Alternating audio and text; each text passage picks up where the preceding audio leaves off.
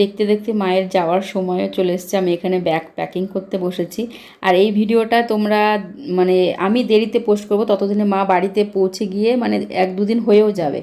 তো আমি দেরিতে পোস্ট করছি। এই ব্যাগ প্যাকিং করছিলাম, ভাবছিলাম যে বোন তো দিয়েছে সেগুলো তো তোমার সঙ্গে শেয়ার করেছি, তো আমিও টুকটাক কিছু কিনেছি, সেগুলো একবারে ব্যাগ প্যাকিং করতে করতে শেয়ার করে দিই তোমাদের সঙ্গে।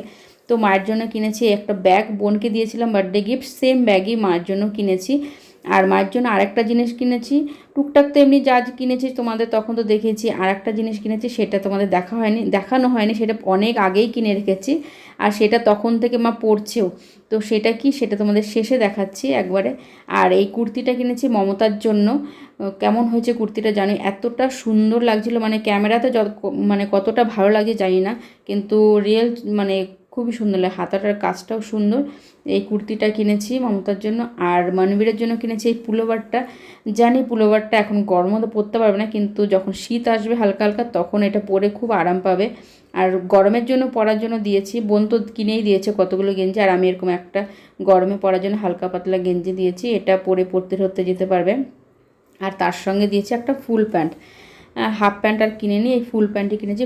পুলোভারটার জন্য এই ফুল প্যান্টটা কিনেছি, ওটার সঙ্গে এটা ভালো মানাবে, তার জন্য এই প্যান্টটা কিনেছি।